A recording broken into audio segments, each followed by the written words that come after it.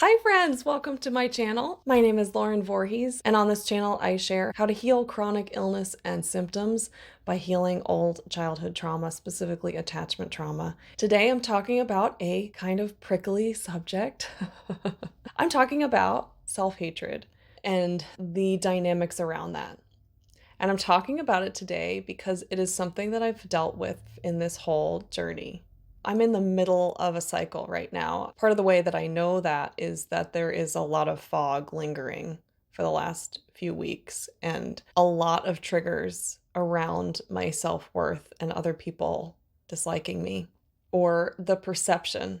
It's not reality, but it's the perception. It's the message that I'm taking in, the meaning that I'm taking in. And I know because of my experience that that means there's a wound present. When you have days or weeks when it seems like you keep getting the same painful message over and over and over again by different people, by people who you're close to, by strangers, by colleagues, by people that you're interacting with at any point in your life, if you keep taking in the same message over and over again, my experience is it's because there is an old wound that has bubbled up and is closer to the surface, but we're not conscious of it because of all of our beautiful defenses, unconscious defenses that come up to protect us from that wound.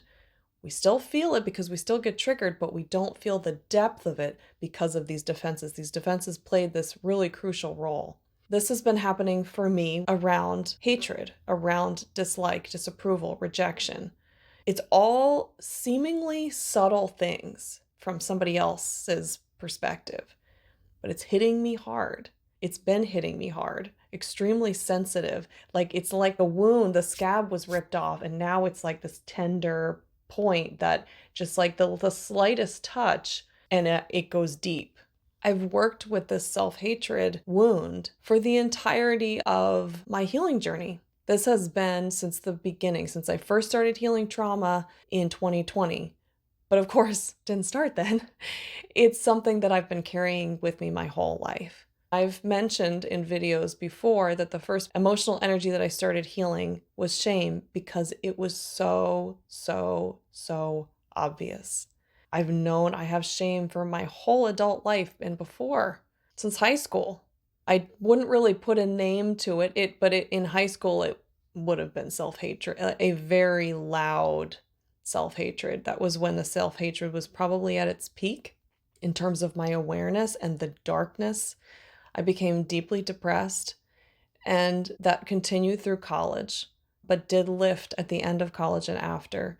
And then, of course, I developed chronic fatigue immediately. It was as my depression was lifting, the chronic fatigue set in. The self-hatred is a very painful and difficult, from my experience, energy to work with, just like shame is. It's like shame is the emotion that correlates with the energy of self-hatred. Self-hatred also comes with a lot of self-judgment, of course, as well. But I didn't start really healing it until necessity came about, being debilitated with illness. So it started with shame, just the ability to work with shame and start to access some tears when I really couldn't tell you any time I remember crying in my life before that. This process has really been, a lot of it has been a process of learning how to cry. And that's sort of the first place that I went, learning how to really feel into that shame. And I used havening. Of course, havening has been such a crucial part of my healing because of the amount of shame and self-judgment that I carried. I have made so much progress on this energy in the last 4 years. Last year, I got to a very core layer, and it was so much grief. It was so much grief underneath there. Underneath the self-hatred is a lot of grief, is what I found. It was a year, but more potently in like a 6-month period of grieving the self and grieving my relationship with my dad, grieving him and the relationship that I craved for, what I needed that I could never get, and the relationship that I had with him, the impact that it had on my self-esteem, not because of anything he did, but what he didn't do. And so it took me a very long time to see that that was the case. It's very hard to see wounds that stem from things that didn't happen. It takes longer. So last year was just so much grieving of the self, of my life. This is called, in a part of psychology that's called AEDP. They talk about a process called mourning the self. And on this channel, I've referred to it a lot as grieving the self, but it's really the same thing. This is part of the process of healing trauma, is grieving the self.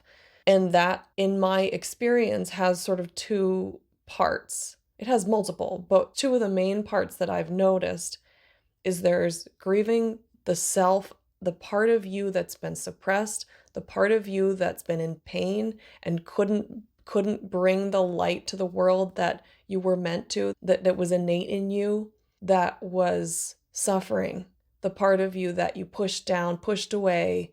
It's really our inner child and our relationship with ourself, our relationship with our inner child. And so a lot of grieving comes from that pain of who you couldn't be. And part of that too is realizing the internal ways that we treat ourselves. I put a video out a few months back about adrenal fatigue. I think it was December of 2023. One thing that I realized is that my inner child was afraid of me. And it was because I found more self-judgment and more harshness. Through the last 4 years, I've healed so much of that harshness. So much has decreased, but I found more, and I keep finding more. And right now, it feels like a very pivotal point in that process. But back to grieving or mourning the self, one part is the you that you couldn't be, and the you that you became because you were carrying this pain and the unconscious defenses and conditions that came because of it, and that you've been living with, and that you have to grieve, which will allow the energy to release its entanglement inside of you and shift, make a different self, make a different relationship with self, make a different internal reality, an internal space. The other part is grieving the life. You could make an argument that these two things are the same, and they are, because they're both encompassed in grieving the self. But I love to differentiate things. And I find it helpful. And if you find it helpful, great. So, there's grieving the self of like who I am. And then there's the grieving of the life, my life, the life that I've lived because of the trauma that I've been carrying, the pain, the unprocessed pain that I've been carrying, it because of all the shame. For me, it was all the shame that was so obvious that anybody could have seen. Grieving all the decisions, the pain of realizing that every decision that I've made was influenced, tainted, or completely decided by, which is usually the case, my wounds. I was not in touch with my authentic self, my true self with a capital S, as it's referred to in internal family systems, because the wounds were so loud. And it was self-hatred. A big part of that is a lack of self-trust. But it's background because the self-hatred is so loud. So loud. If you've experienced self-hatred, or if you use another term, self-loathing, self-abandonment, any version of this energy, if you've experienced that, you know exactly what I'm talking about and how painful it is to live with, because you're in constant conflict with yourself. You're in constant turmoil inside, constant chaos, constant pain. And what do you do with it? Who has the answer for that?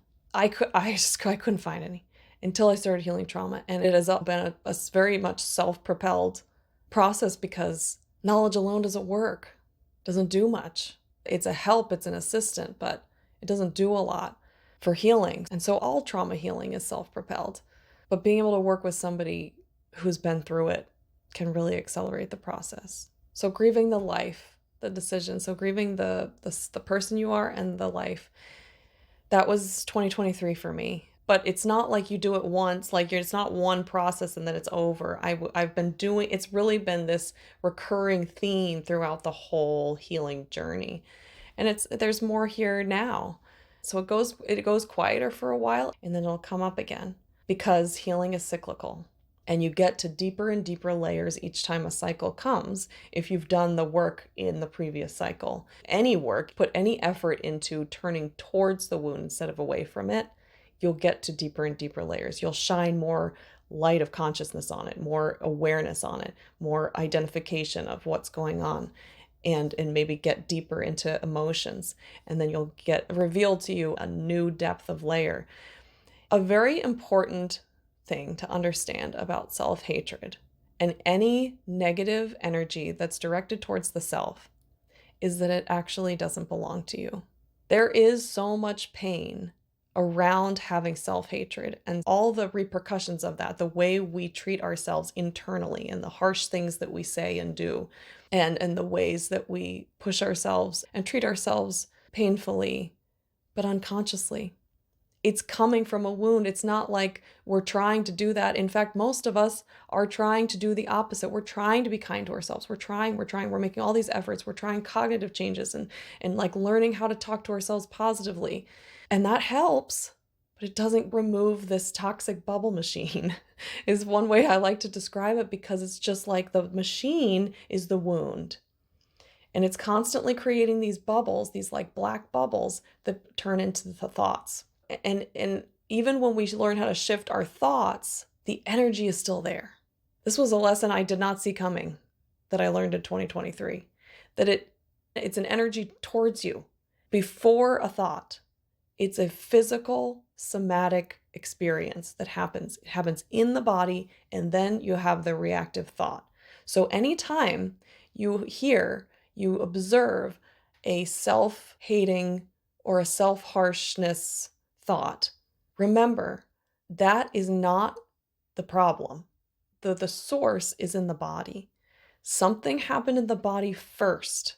There's an energy that happens first. It's a constriction and it's a turning in. It's energy that needed to go out and is coming in. So learning, if you can make that connection, then you can learn what that sensation is. What does that feel like viscerally? What is the visceral sensation in the body that feels like? And I'm trying to describe it with my posture and hand gestures to help. It's a turning towards, and you might feel it in the heart. You might feel it in the gut. It's some kind of constriction, but it's not muscular constriction. It's not large muscle constriction. It's not like the big muscles of our body. It's like the viscera. It's the tiny little muscles in between our organs. And so you have to really tune in and feel that energy. But as I started to say, one of the most important things to understand about self-hatred or self-harshness, if you've ever had it, is it doesn't actually belong to you. And as I started to say, there is a lot of pain to process of that energy that has been directed towards you. There's a lot of pain to process there. But as you do that, keep in mind that the energy that is being directed at self actually belongs to someone else. So if you feel disappointed with yourself, ask yourself the question, is it possible that I'm actually disappointed in the other person that I was interacting with? And it's not processing in my body. And if there is self-hatred, is there someone else I'm feeling hatred for? And this is where it gets a little sticky to talk about and feel, because what if that hatred belongs to one of your parents? Hatred is a sticky word because we've all heard you never hate. Hate is like the evil on the planet. And it is. However, what hatred really is unprocessed anger. Intense anger. It can have rage, anger and rage that has been sitting in your body for years, decades, that is unprocessed. And so it like sits there and it almost like decays and it gets tangled and it turns into hatred. It turns into hatred, resentment, contempt. Resentment comes first. And when you add in contempt, and it's like it turns into hatred. That's another really important thing to understand, is that hatred is that. It's not something separate than anger. It's anger that it doesn't have a place to go, that has never had a place to go. And so it turns into that. It was originally a lot of anger, but then it's combined with the rage of self-suppression and contempt for the fact that you have to self-suppress, that you can't let it, you can't express it, you can't release it, you can't move it, you don't have the resources to. And so it's just perpetually stuck. It turns into hatred. And so the idea that what if you hate a parent is not about the hatred, it's what's happened over time, but it's really a lot of anger and disappointment mixed in. There's a lot of anger and disappointment that's unprocessed and that has turned into hatred. But You don't have to think about it as hatred, but when it's directed towards the self, we really feel how it is that. So when we have energies that are coming towards the self like that, can you think about and wonder with yourself, is it possible that that originated from a parental relationship where I was deeply disappointed and angry, frustrated? Maybe you were made to feel powerless. Maybe something happened or something happened repeatedly that made you feel powerless over and over and over again. The powerlessness wound is so pervasive in trauma because whether it was some event or like repeating events, or if it was like a lack, these areas where something was needed, you needed something, your emotional self needed something and you didn't get it. And everything that you did, you weren't capable of getting still what you needed. So you end up feeling powerless. And if you have something happen, something really intense, you are made to feel powerless. There's nothing you can do. Fight or flight doesn't work. If you flee, you're a kid, you're at risk of something really bad happening to you. If you run away from home, I mean. If you fight your parent, fight back, you are at risk of making your situation a hell of a lot worse. So fight or flight does not work when you're made to feel powerless. And when it's an attachment figure, they are our world. And so we will do anything to keep that relationship because they are the entities that are keeping us safe and teaching us how to be safe in the world. And we know that. We're wired to know that. And so if there's a dynamic that is making us feel powerless, there's nothing we can do. We have to just sit with that energy. There's no way to process that because part of that dynamic, you are left alone. Just innately in that kind of dynamic, you are alone with your emotions, and children can't process emotions by themselves, these difficult emotions by themselves: anger, rage, disappointment, powerlessness, sadness. We can't process them by ourselves. We have to have another person who can hold that compassionate, strong, loving space that is hold firm in how they see you. That anything that you're emoting or doing will change the way they see you. And they're holding that space, that strength, and that compassion and empathy, and then also helping you put words to what you're feeling. That's a parent's job. And unfortunately, a lot of parents aren't equipped to do that. So the inevitability is children being left with trauma in their bodies that they have to go and heal later. It's not always trauma. It can be wounding. The difference is trauma is the type of wounding that causes a severing from self. So the self-hatred, again, is an energy that does not belong to you. It has turned towards you because it was the only thing that gave us a semblance of safety and control of the situation. If we're in a childhood environment where we're disappointed in the other, where our parent is consistently disappointing us, scaring us, not giving us the praise and the love and the mirroring that we need, we feel unsafe because the attachment does not feel safe. And if the attachment is not safe, then we're not safe. It's the way we're wired because we're social creatures. And because we're human, we have the longest dependency length of time when we're children. We are dependent on our parents for the longest of any species on Earth. So we're wired to have these attachment needs that a lot of other species don't have to the same extent because the attachment is what keeps us safe. So if we have these insecure attachments and these dynamics that we can't read, how does our parent see us? It's just too scary to feel like our parents aren't capable of giving us what we need because that means we're not safe. That will wreak havoc on the nervous system. And as children, our defenses help us create a calm nervous system for us to survive, be okay in childhood. Now, the nervous system acts up later in adulthood, but in childhood, the defenses are what help us feel as safe as possible. One of the defenses that does that is blame it on ourselves. It's my fault. I must be the problem. I'm defective. That's why I'm not getting my needs met. There's something wrong with me. That gives us some semblance of control of the situation and our own safety, our own ability to survive this world. If it's our fault, then we can do something about it. That's where this self-hatred comes from. It's these emotions that actually belonged to our parents. They were disappointing us. They were making us feel angry. They were making us feel scared, powerless. We felt angry towards them. We couldn't say anything. And all of these emotions we were left alone with. We were alone to process. And how are we going to make meaning as little children? It's my fault. I'm bad. I am bad. It's me. And then we carry that through our lives. So I've explained some of this before, but I wanted to make the really distinct link with self-hatred. So let me talk a little bit about my own healing journey in this and where I am now. I had an experience where it felt like someone I loved hated me.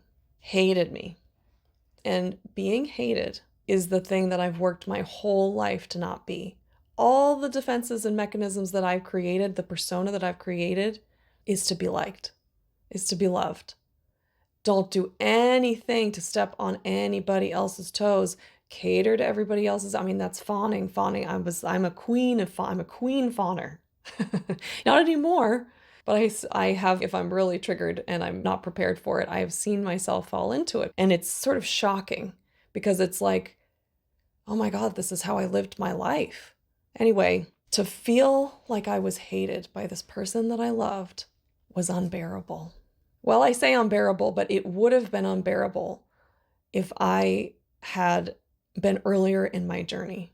But at this point, it didn't go into self-hatred. So here's what I've observed as the steps in healing the self-hatred wound.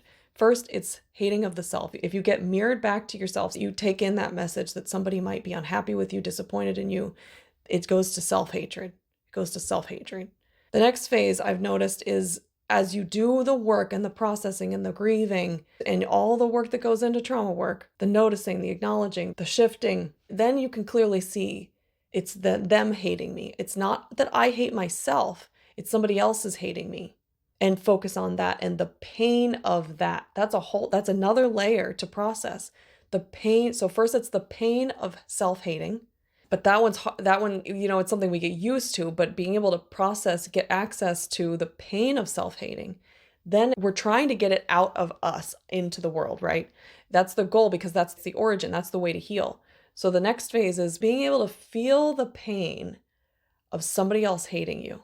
Hating, I know, is a strong word. So just being unhappy with you, being disappointed in you. But this was a scenario when it felt like hate because I had disappointed them. And they couldn't process it, so it became hate towards me.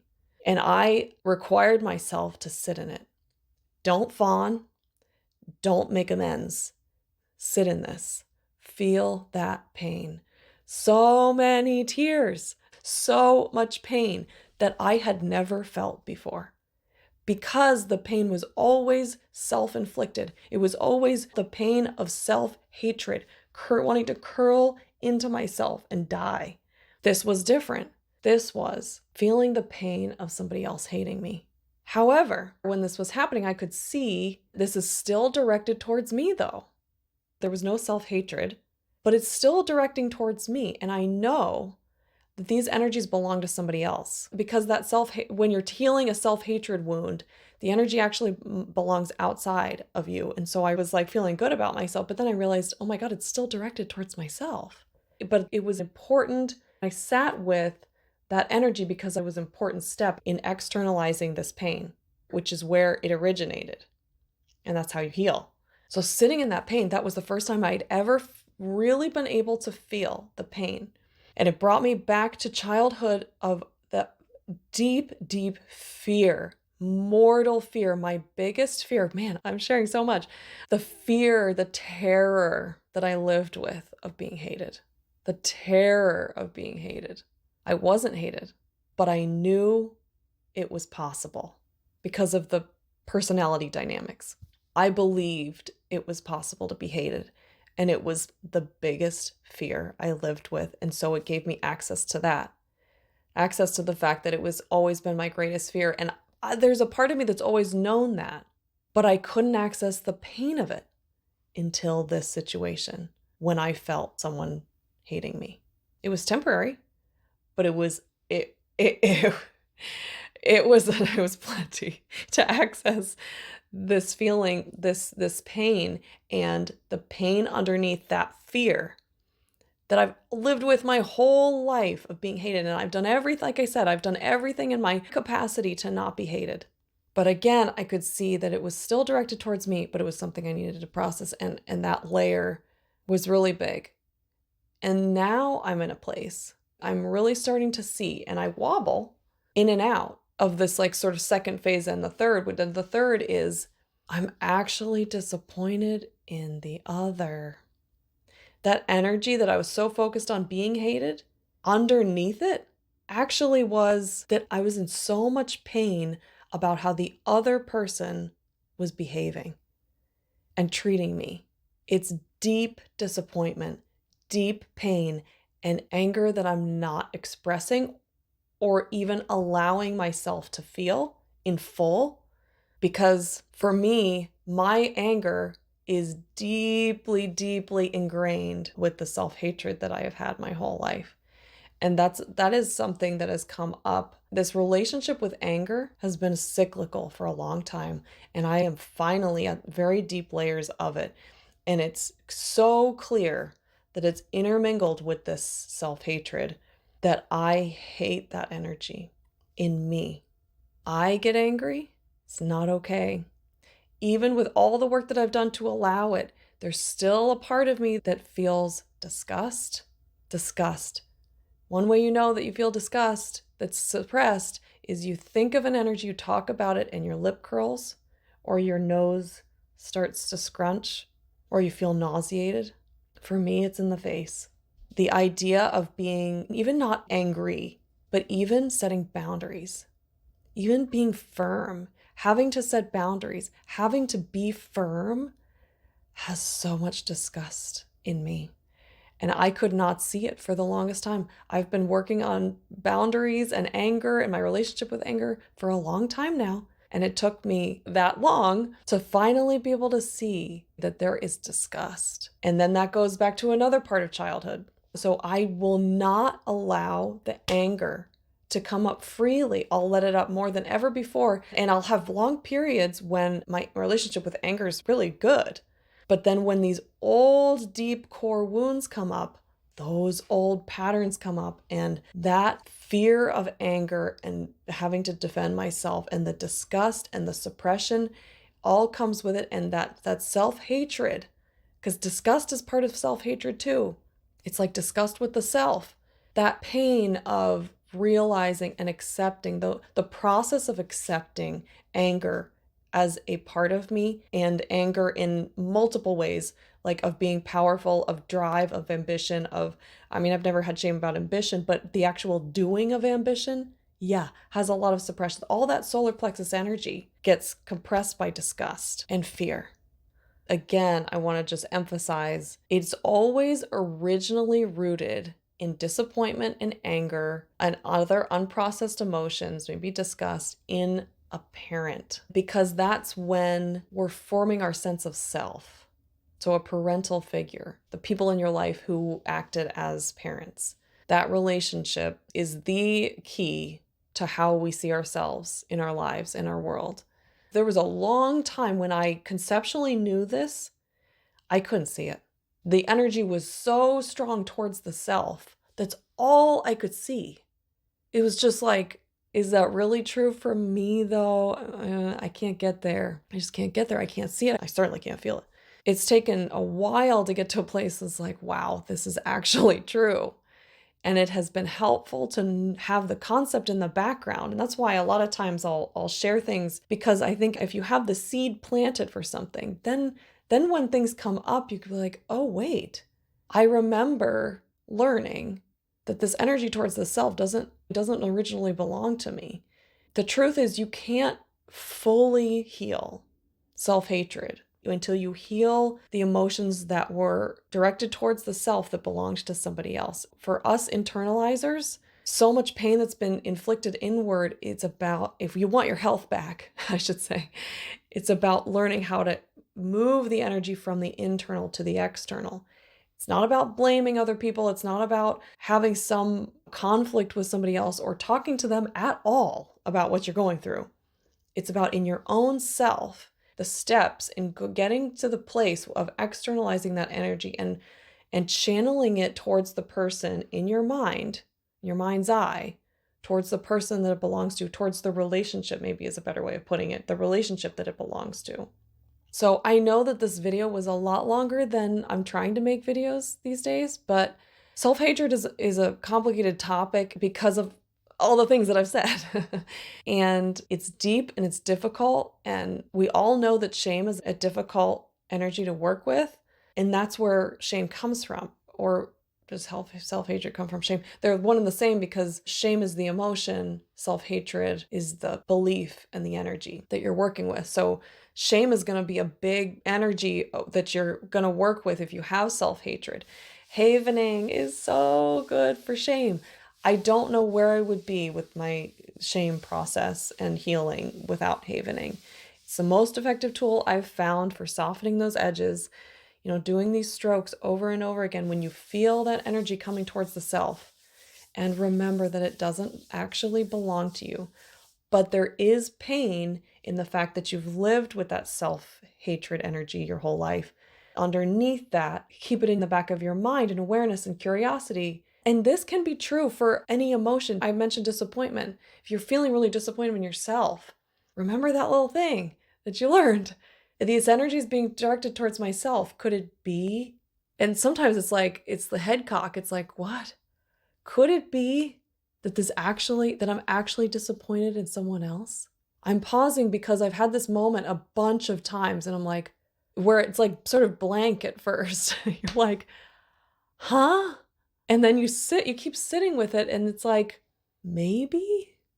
And then over time, the more you heal and the more you ask yourself that question, my experience is you start seeing more and more clearly, oh, wow, it is. But it's getting stuck in my body. I don't know how, then you start realizing I don't know how to process that. I don't know how to allow myself to feel that deep disappointment or express anger. And disappointment is another one of those interpersonal emotions. I think one of the hardest to feel. It's the one in me that has the most defenses around it. The one that just like automatically goes to a physical symptom. There's like no emotion in between. That disappointment is a lot of times what's underneath shame. So this is a really, really, really important key concept and energy to work with when you're healing trauma. If you're an internalizer with trauma, which is a gift because you have amazing capacity for healing because of that ability to self-reflect. If you're an internalizer with trauma, which you likely are if you have a chronic illness, a chronic fatigue illness, and you're trying to heal trauma, then this is a really, really crucial thing to understand and be aware of as a thread to sort of follow in your healing process. If you ever want support on your healing journey, if you want one-on-one support, I'm here. I'm here for one-on-one coaching. You can make an appointment with me, an initial appointment on my website, laurenvorhees.com. Click book a session and then 30-minute initial call, and then pick a time and we'll go from there. I hope you are doing beautifully on your healing journey. I hope this eclipse season is bringing up lots of juicy goodies for you to work with and you're having success with them. I hope you have a beautiful rest of your day today. I'll see you on the next video. Bye.